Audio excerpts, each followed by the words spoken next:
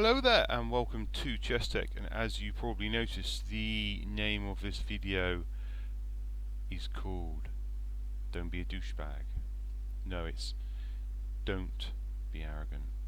And the reason I've made this video is based on a recent game.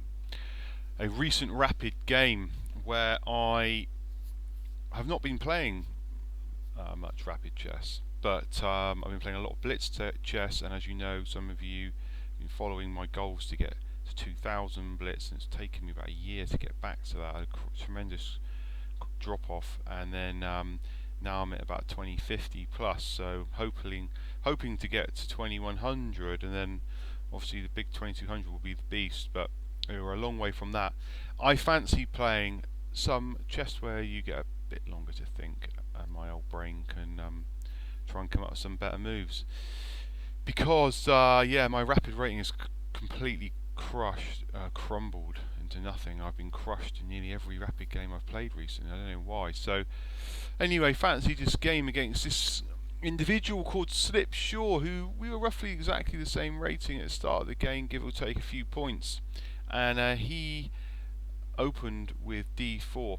And in this game, you know, I was pretty damn chuffed with myself, because at this position here I opted for, you know, I'm not going to play a Nimzo Indian. I want a Benoni. If he plays knight f3, that's nice, but he's not going to, I don't think, in this position. Let's just go back to here so we can see.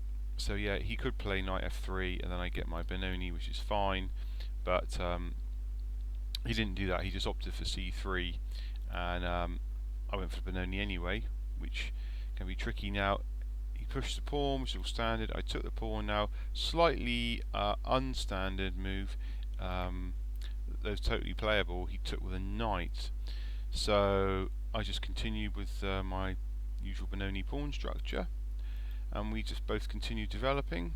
So there's a vague threat there. There isn't a threat of me winning a pawn, but not yet. And we just continue to develop. Now he chops off my dark square bishop, which I wasn't that too bothered about, because this was relatively close position, and this bishop was going to be, I thought, a bit pants. Although the idea was that he obviously planned to put it on this long diagonal here, pressure down on my king side, which is a nice plan. You know, he's actually got potentially some attack coming on. He's got his knight coming in, his queen can come in, his bishop can drop back and hit down here. So I've got a few positional issues potentially happening. So I decide that I don't want to play two knights against two bishops, but the position is rather semi-closed, and I thought maybe he's going to get a strong attack going here if I'm not careful. So I decide to try and I want to try and, you know, chop off a few pieces, and he allows me to exchange his white square bishop, which I don't know why. Now in this position I think white is better, slightly better, because I've got his backward pawn on d6. It's a little bit weak, and I don't know why he didn't. He hasn't really got any horrific weaknesses in his position. It's just that I mean, he has got his nice bishop, but you know, there's nothing really, you know, he hasn't got any uber threats. It's going to be tough for him to play f4 because of this pawn on d3. It's probably his only issue, really. So he plays e3, so he plays e4, which is sort of logical, gaining space, although it is slightly unsupported at the moment. And I just decided to gang up on it, kind of hoping he's going to play f3, which would weaken a lot of the dark squares around his king, which is sort of gives me a route in here of my queen and knight. I mean, it's a vague plan, it's nothing really. I'm just really trying to play. And now, yeah, I mean, I'm just sort of the idea is that I'm threatening this pawn. I'm threatening to jump in here and hit his rook, which takes it off of this file, which means then I win a pawn. Yeah, so knight takes pawn, knight takes knight, queen takes knight. Yeah, so that was my plan. I'm hitting this pawn, but actually I'm threatening to come in here at the same time. So let's just go back. There was that is a valid threat. whether he should have done something about that. So he just chops off my knight, and now his good minor piece is gone, and now I've still got some pressure potentially on this pawn. And so I start to build up a bit of pressure by doubling the rooks. So I drop the knight back, and this just here looks to me, when I've got this weak pawn here, but I can't. There's nothing horrific about it. I just feel this pawn structure is just a bit weak, and it's just something not quite right. But that's an okay move. Gets his queen. This rook can't get in the game, so I've got like 2 rooks blasting through the middle here. This rook is not developed. It's not doing anything. And so I'm quite chuffed. I mean, I am kind of just really outplaying him positionally in this game, and he's skipping around with his knight a lot. I guess he wants to play f4 here. So now I come back, and now I'm threatening this tactic here. So the tactic is, I calculated that I go here, threaten this pawn.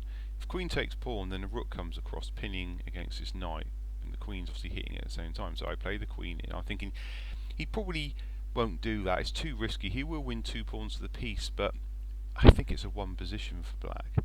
But he does go for it. I just don't think he sees it. So I play the rook. He takes the pawn.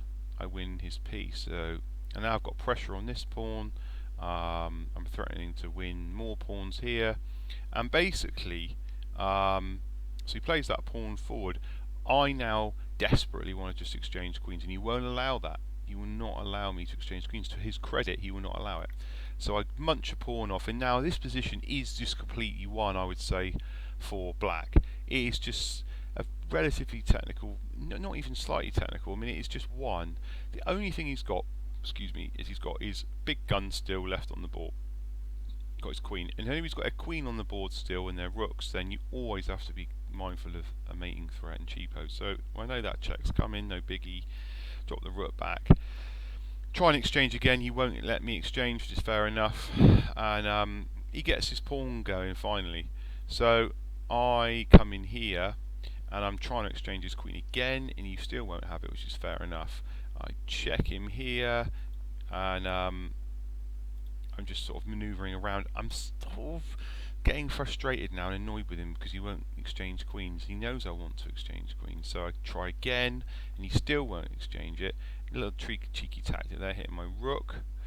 So now I've doubled the rooks up, and then he hits my queen, so I try and exchange queens again at the expense of doubling a pawn here, but I don't really care because that's just what I've got to do, really, is I have to exchange this queen off. I feel it's just annoying. It's got a lot of freedom. It can move around. It's creating niggly threats everywhere. At this point in the game, I am solid 3 minutes up on this person, you know.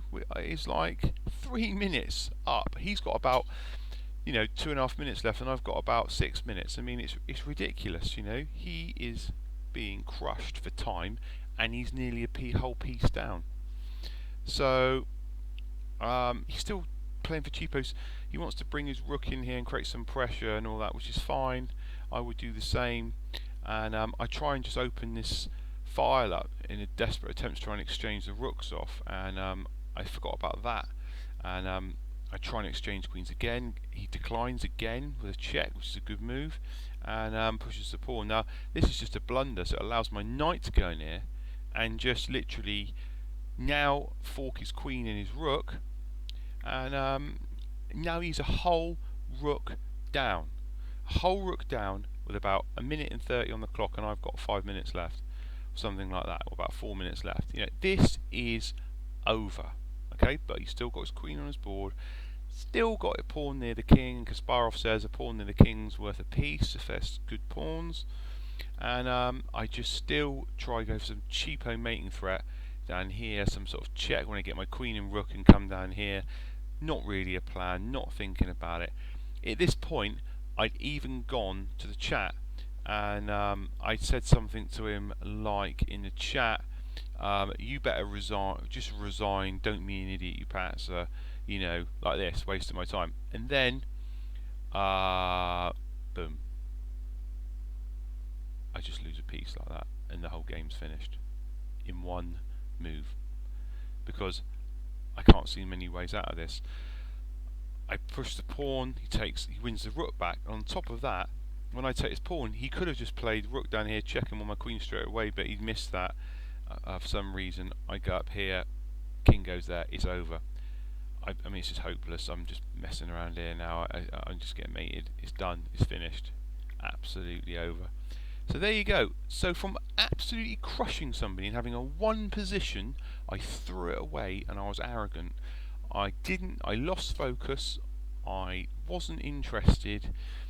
I couldn't bring myself just to make a couple of quiet positional moves, and like this was the move I needed to play, and I thought about that move, but I just thought, I don't know, I just rejected it for some reason. So all I had to do was just shore it up and then use the rooks. I tried to be a hero. I told him to resign. I said he was a patzer and cheating. Lost my rag. Very unprofessional, sad, and I got my punishment for that. So there you go. That is the lesson. Fight to the end. Respect your opponent. Play it clinically, okay, and that's how you'll lose games like this if you don't, when they've still got their big guns on the board, okay. So I hope you found that useful and interesting. Any comments or questions, leave them on YouTube. I'll see you soon.